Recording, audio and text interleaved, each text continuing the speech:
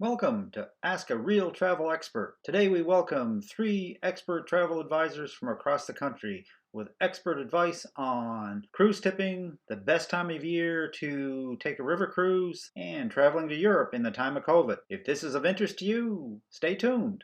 And as always, if you find our content helpful, like, subscribe, and ring the bell to get notified each time we post. It helps us to spread the word.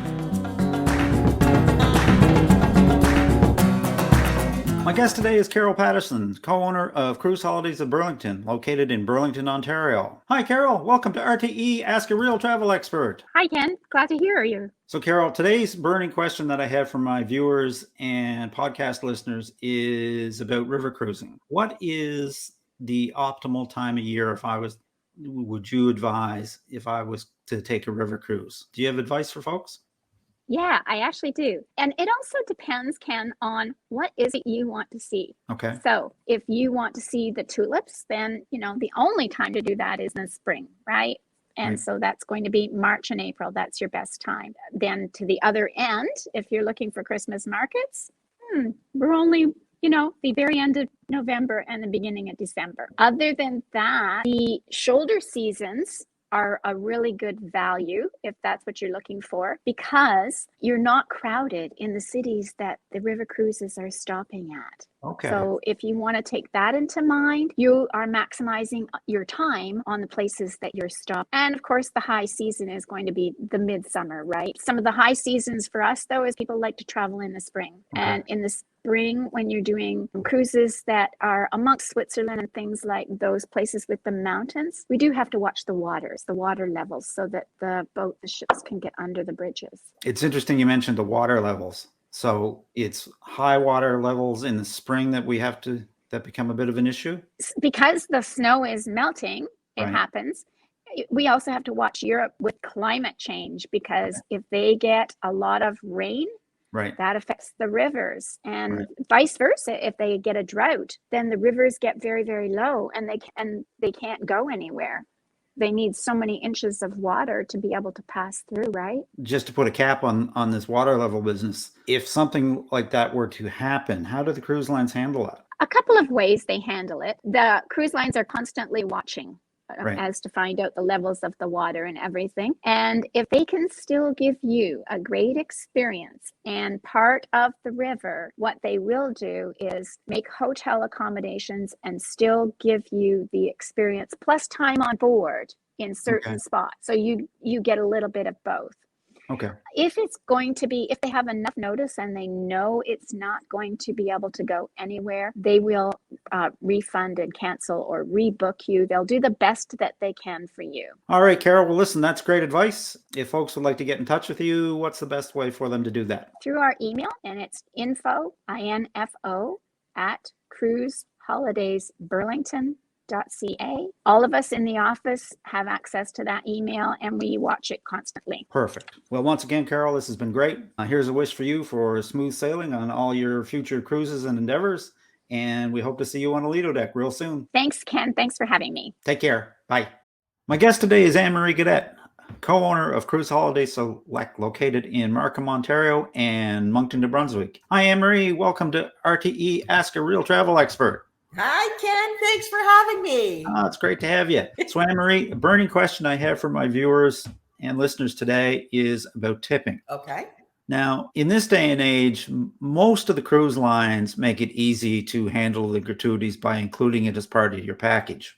Yes. But I've had people ask me, you know what, I want to tip a little bit more. I want to recognize a specific person on board the cruise that helped me out. And I've also had people grouse at me saying, you know what, we're offended by this tipping business, and we don't want to tip quite as much. So is there a way, like if the gratuities are already included, is there a way to handle recognizing somebody for exceptional service? And is also there a way to handle it if you're less than happy? First of all, let's start with the less than happy. Not that it happens very often, but it can happen. And absolutely, you need to go down to guest relations and let them know, because if they don't know there's an issue, If you don't tell them there's an issue, they don't know that there's an issue. And then, of course, they can't correct that issue. So you can absolutely always go down to the front desk. If the gratuities are prepaid with the price of your trip, there's not anything really for them to refund to you. However, some of the cruise lines still don't include the gratuities, and if it is one of those cruise lines and you've been charged on a daily basis, you can absolutely get them to adjust the gratuities. Not an issue there at all. For excellent service, which happens more than not good service, absolutely, it is 100% your personal decision to make whether to give an extra gratuity or not. In that case, you give cash to that specific person that you want to give it to. I usually wait until the second last day to give it to them, although I have done it midweek too. For me, it's usually bartenders. I'm not going to lie. It's usually bartenders that I find I'm giving extra gratuities to, but you absolutely do not have to feel like you have to give something extra. They're not looking for it. They are overjoyed when you do give them that extra little tip. It lets them know that they've done an extra good job. Perfect. Well, that is great information, and I'm sure that my viewers and listeners will find that very useful. Yes. So, Ann-Marie, until next time, here's a wish for you for smooth cruising and happy travels. And thank you. Hope to see you on a Lido deck real soon. Let's hope. Fingers crossed. Take care. Bye-bye. Take care. Bye-bye. My guest today is Beth Schulberg, owner-operator of Cruise and Travel Specialist, located in Lake Oswego, Oregon. Hi, Beth. Welcome to RTE Ask a Real Travel Expert. Oh, thank you. Great to be here. So, Beth, I've got a burning question from some of our viewers about Europe. I understand that you're starting to see people that are actually traveling to Europe right now. Correct. And my viewers and listeners want to know, okay, if I want to go to Europe, what do I need? What protocol hoops do I have to jump through if I'm going to travel to Europe and have a good experience and then get back? Well, the first thing I will say is use your travel advisor for the advice. It is daunting trying to figure it out. Every country is different. 90% of the countries in Europe, you have to be vaccinated. 80% of the countries in Europe, you have to show a negative test. It changes daily. I mean, like the Netherlands,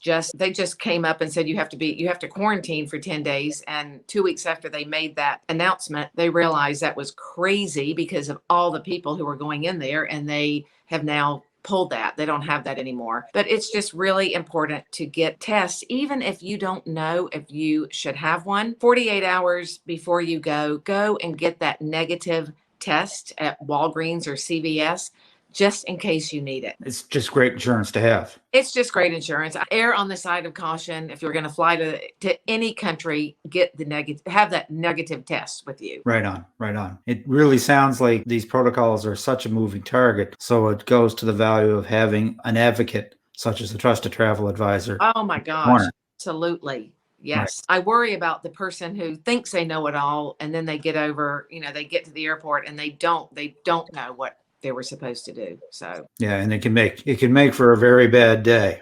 Hire a travel advisor. All right. Well, that's wonderful advice, Beth. We'll pass that along to all our viewers and listeners. Okay. If folks wanted to get hold of you or one of your trusted travel advisors, how would they do that? You can call 503-641-5225 or shoot an email at info@cruzholidays.com. Perfect. All right, Beth. Once again, very informative. And here's a wish for you and all of your travel team for safe and happy cruising and smooth sailing. And we hope to see you on a Lido deck real soon. All right. Thank you, Ken.